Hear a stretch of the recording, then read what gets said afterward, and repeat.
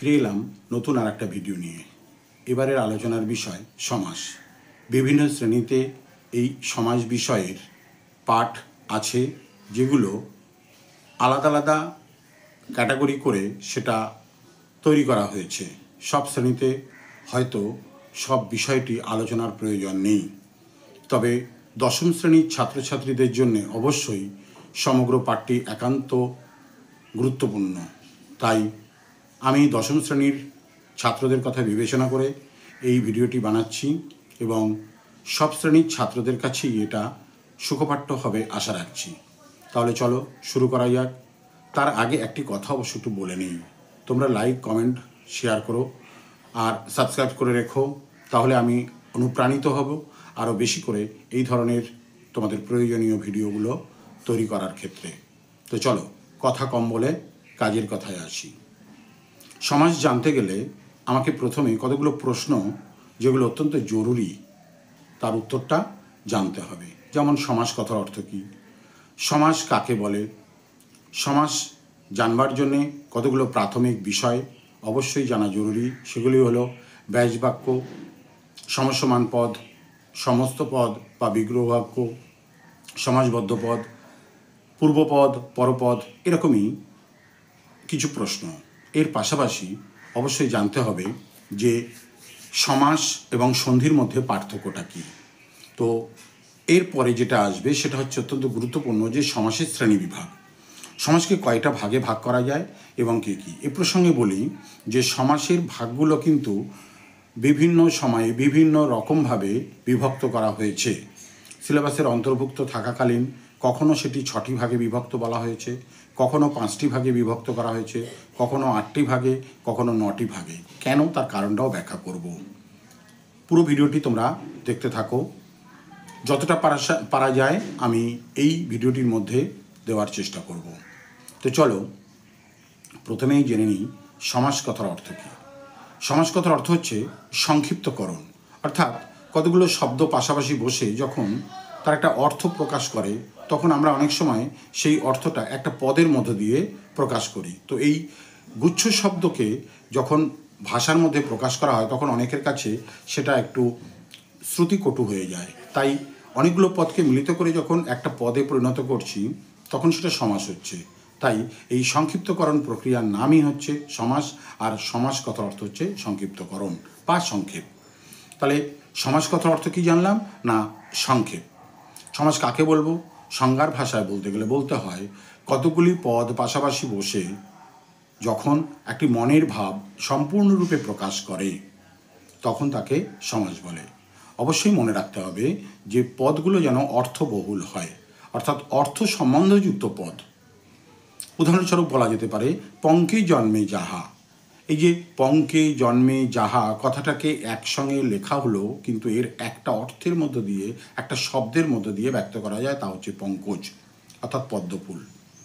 এইরকমই বিনা পানিতে যাহার, অনেকগুলো পদ মিলিত হয়ে একটা পদে পরিণত হচ্ছে বিনা পানি, অর্থাৎ সরস্বতী।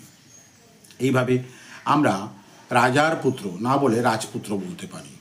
তো এইভাবে গাছে পাকা, গাছ পাকা, ভাই ও বোন, ভাই বোন, শঙ্খচক্র, গদাপদ্ম, এইসবগুলোকে বিশ্লেষণ করে বড় করে না প্রকাশ করে সংক্ষিপ্ত পরিসরে প্রকাশ করার নামই হচ্ছে সমাস। তো এবারে যেটা বলছিলাম যে সমাস জানবার জন্য কতগুলো বিষয় আমাদের জানতে হবে। ব্যাসবাক্য। দেখো, ব্যাসবাক্য কাকে বলে? ব্যাসবাক্য হচ্ছে সমাসবদ্ধ পদকে বিশ্লেষণ করলে যে পদগুলো পাওয়া যায় তাকেই বলা হয় ব্যাসবাক্য। যেমন এই যে বললাম পঙ্কজ, পঙ্কজ কথাটা এলো কোথা থেকে? পঙ্কে জন্মে যাহা, এই পদগুলো মিলিত হয়ে পঙ্কজ কথাটা এলো। তাহলে বুঝতেই পারছো, পঙ্কে জন্মে যাহা এই কথাগুলো হচ্ছে ব্যাসবাক্য। আর সমাসবদ্ধ পদ কোনটা? না, ওই পঙ্কজ।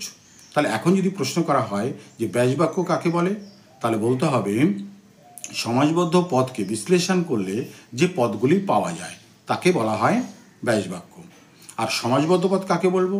তাহলে উল্টোটা বলতে হবে যে ব্যাসবাক্যের অন্তর্গত পদগুলো মিলিত হয়ে যে একটি পদের মধ্য দিয়ে তার অর্থ প্রকাশ করে, তখন তাকে বলা হচ্ছে সমাসবদ্ধ পদ।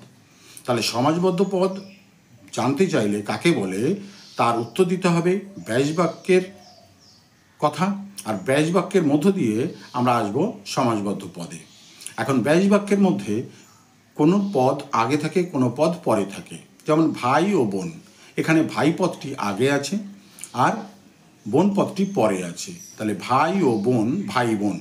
পূর্বপদ আগে যে পদটি থাকছে, অর্থাৎ ভাই এখানে পূর্বপদ।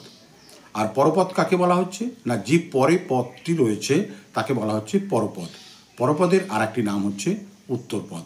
তাহলে পূর্বপদ কাকে বলবো, পরপদ কাকে বলবো, সমাসের সংজ্ঞা অনুসারে যদি বলতে হয় তাহলে বলতে হবে ব্যাস বাক্যের অন্তর্গত পদগুলির মধ্যে যে পদ আগে থাকে তাকে বলা হয় পূর্বপদ। আর পরপদ কাকে বললে বলতে হবে যে ব্যাস বাক্যের অন্তর্গত পদগুলির মধ্যে যে পদ পরে থাকে তাকে বলা হয় পরপদ। তাহলে পূর্বপদ জানলাম, পরপদ জানলাম। এবারে চলে আসছি সমস্যমান পদ। এখন সমস্যমান মানে সমস্যমান পদ, এর মধ্যেই লুকিয়ে রয়েছে সমস্যা সৃষ্টি করার একটা ব্যাপার। সমস্যা থেকে সমস্যা। এখন কোন পদটা পূর্বপদ, কোন পদটা পরপদ, আমরা সে তো জেনে গেছি। পূর্বের পদ পূর্বপদ, পরের পদ পরপদ। সমস্যা হচ্ছে ওটাই, আমাকে যে পদগুলো সমস্যা সৃষ্টি করছে বোঝার জন্য বলছি এটা, যে এই পূর্বপদ পরপদ এরা পৃথকভাবে এক একটি আলাদা আলাদা পদ, তাই এগুলোই হচ্ছে সমস্যমান পদ। তাহলে সমাসের সংজ্ঞা অনুসারে সমস্যমান পদ কাকে বলবো না, বলতে হবে যে ব্যাস বাক্যের অন্তর্গত পদগুলির মধ্যে যে পদগুলো থাকে তার প্রত্যেকটি পদই এক একটি সমস্যমান পদ। কি বললাম, আবার বলি, ব্যাস বাক্যের অন্তর্গত পদগুলির মধ্যে যে পদগুলি থাকে তার প্রত্যেকটি হচ্ছে এক একটি সমস্যমান পদ। বোঝা গেল?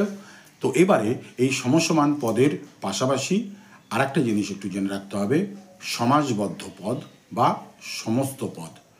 সেটা আগেই বলা হয়েছে, অন্য নামে সমাসবদ্ধ পদ বা সমস্ত পদ বলা হয়ে থাকে।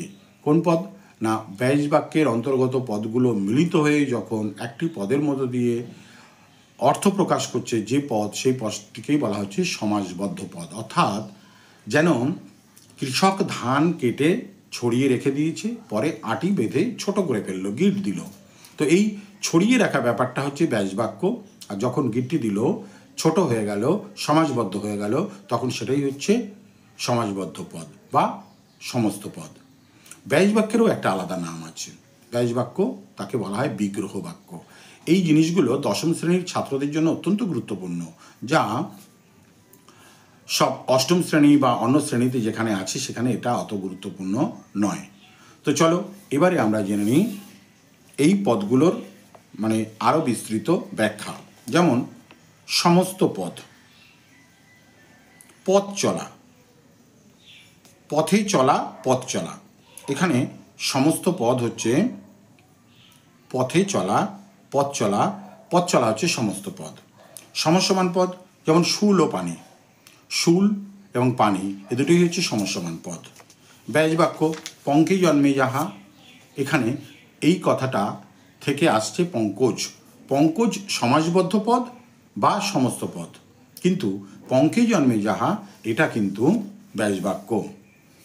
তো পূর্বপদ ও পরপদ আমি বোঝানোর সময় বলেছি যে পূর্বপদ আর পরপদ কোনটা, যেমন ভাই ও বোন, ভাই বোন, ভাই পূর্বপদ, বোন পরপদ।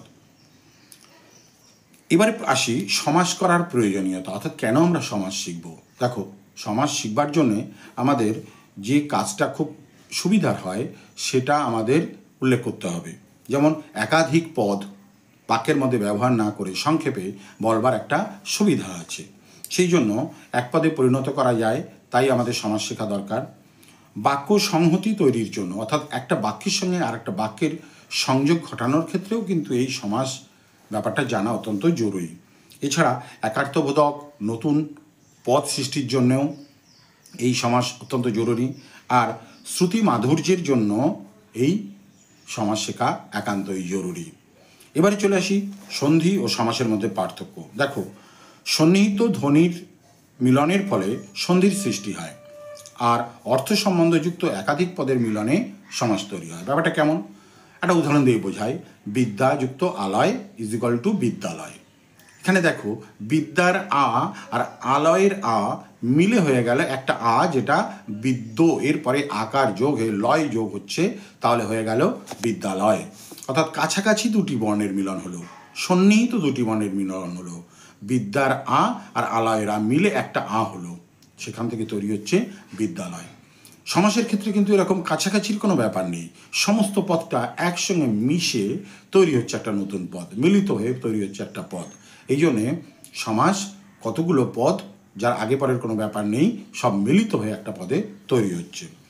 2 নম্বর পয়েন্টে বলা হচ্ছে সন্ধির মিলন হলো ধ্বনিগত আর সমাসের মিলন হলো পদগত। অর্থাৎ সন্ধির ক্ষেত্রে ধ্বনিটা মিলিত হয়, সমাসের ক্ষেত্রে মিলিত হয় পদ। এই প্রসঙ্গে একটু বলে রাখি, পদ কাকে বলে। পদ কিন্তু শব্দ নয়, শব্দের সঙ্গে যখন বিভক্তিযুক্ত হয়ে তা বাক্যে স্থান লাভের যোগ্যতা পায় তখন তাকে পদ বলে। অর্থাৎ বাড়ি এটা একটা শব্দ, কিন্তু যখন বলা হয় বাড়িতে কেউ নেই, অবনী বাড়িতে আছো, এই বাড়িতে বাড়ি এইটা কিন্তু পদ। অর্থাৎ বাক্যের মধ্যে যখন ব্যবহৃত হবে কোনো শব্দ বিভক্তিযুক্ত হয়ে তখন সেটা শব্দ না থেকে পদে পরিণত হয়। তো চলো তৃতীয় পার্থক্যটায় বলি, সন্ধিতে উচ্চারণের ভিত্তিতে ধ্বনির মিলন ঘটে। সন্ধির ক্ষেত্রে কি হয়, উচ্চারণের উপর ভিত্তি করে ধ্বনির মিলন ঘটে, আর সমাসে পদের মিলন ঘটে অর্থের ভিত্তিতে। অর্থাৎ সমাসের ক্ষেত্রে পদের যে মিলন ঘটছে তা অর্থের উপর ভিত্তি করে, অর্থাৎ অর্থটা নিয়ে তৈরি হচ্ছে সমাসটা, কিন্তু সন্ধির ক্ষেত্রে ধ্বনির মিলন ঘটছে উচ্চারণের উপর ভিত্তি করে। চলে আসি চতুর্থ পার্থক্যে, সন্ধিতে বিভক্তি লোপের ও অর্থ প্রাধান্যের বিষয় নেই, কিন্তু সমাসে বিভক্তি লোপ ও অর্থ প্রাধান্যের বিষয়টি মুখ্য হয়। অর্থাৎ সন্ধির ক্ষেত্রে বিভক্তির লোপ হয় না, যেমন বিদ্যালয়ে যদি সন্ধি বিচ্ছেদ করতে হয় তাহলে কী পাওয়া যাবে না, বিদ্যাযুক্ত আলয়ে। সমাসের ক্ষেত্রে বিদ্যার আলয় বিদ্যালয়, এখানে কিন্তু এই বিভক্তির কোনো প্রাধান্য সেভাবে থাকছে না।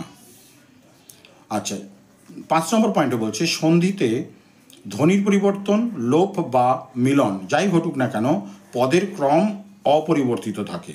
অর্থাৎ সন্ধির ক্ষেত্রে পদগুলোর পূর্বপদ বা পরপদ এগুলোর ক্রম ঠিক থাকে, যেমন বিদ্যার আলয় সন্ধির ক্ষেত্রে, এই সমাসের ক্ষেত্রে যাই হোক না কেন সন্ধির ক্ষেত্রে কিন্তু আগে বিদ্যা পরে লয় বা আলয় এটা যুক্ত হচ্ছে, কিন্তু সমাসের ক্ষেত্রে অনেক সময় দেখা যায় তাদের স্থান পরিবর্তন করে।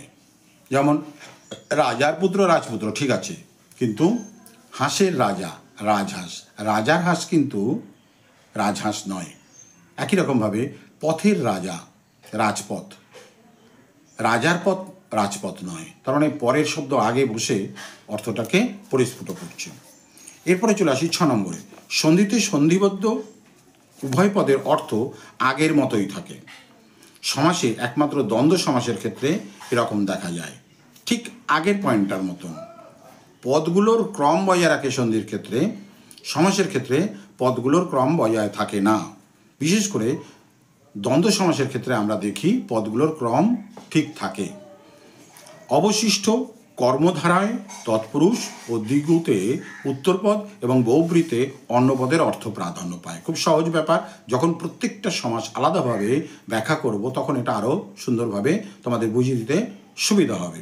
তো এখানে বলি কর্মধারায় সমাস, তৎপুরুষ সমাস এবং দ্বিগু সমাসে উত্তর পদের অর্থ প্রাধান্য পায়, এবং বহুব্রীতে অন্য পদের অর্থটা প্রাধান্য পাচ্ছে।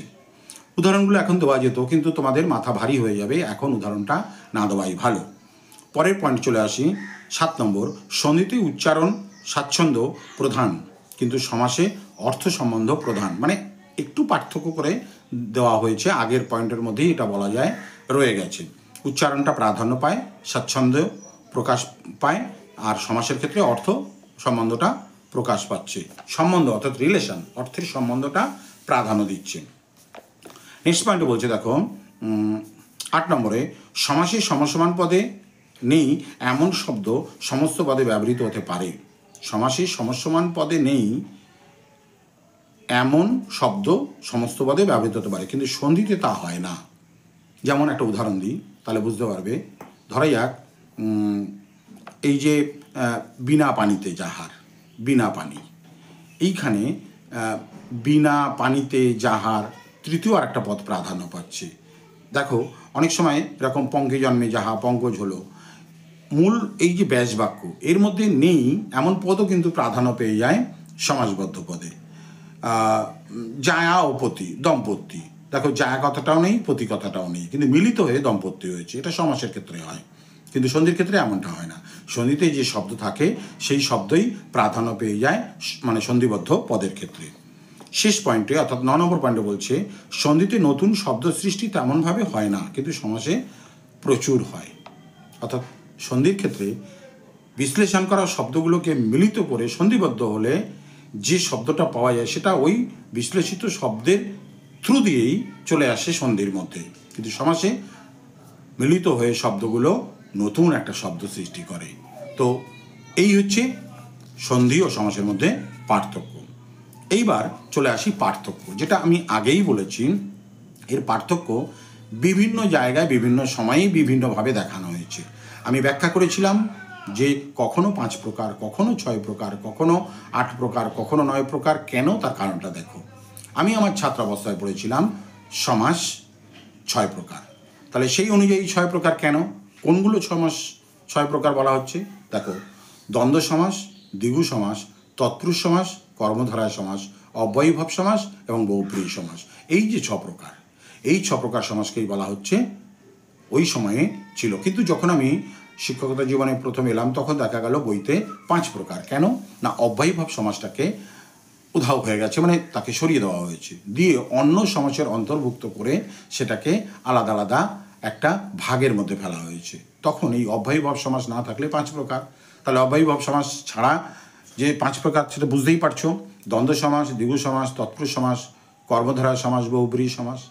এখন আবার এই সমাসটা মানে খুব সম্প্রতি বলা যেতে পারে যে 3টি নতুন ভাগে বিভক্ত করা হয়েছে: অলোপ সমাস, নিত্য সমাস এবং বাক্যাশ্রয়ী সমাস। তাহলে 6-এর সঙ্গে 3 যোগ করলে 9 হয়, আর যদি অব্যয়ীভাব বাদ দেওয়া যায় তাহলে 8 প্রকার। কি কি? আমি সবকটা অর্থাৎ 9টা প্রকারের কথা একটু উল্লেখ করি। দ্বন্দ্ব সমাস, দ্বিগু সমাস, তৎপুরুষ সমাস, কর্মধারয় সমাস, অব্যয়ীভাব সমাস, বহুব্রীহি সমাস, বাক্যাশ্রয়ী সমাস, অলোপ সমাস এবং নিত্য সমাস। পরবর্তী ভিডিওতে আমি এগুলোর আলাদা আলাদা করে প্রত্যেকটার ভাগ নিয়ে আলোচনা করব। একটা ভিডিওর মধ্যে দিয়ে সবটা করা সম্ভব নয়, তাই আশা করছি পরের ভিডিওর জন্য তোমরা প্রত্যেকটা সমাসের ভাগ এবং তাদের উদাহরণ পর্যাপ্ত পরিমাণে দিয়ে তোমাদের সুন্দরভাবে আরও বোঝাতে সক্ষম হব। যদি এই ভিডিওটি ভালো লাগে তাহলে তোমরা অবশ্যই এটিকে লাইক করো, কমেন্ট করে জানিও। এমন ভিডিও আরও পেতে চাইলে সাবস্ক্রাইব করে রেখো এবং অবশ্যই বন্ধুদের মধ্যে শেয়ার করো। ধন্যবাদ।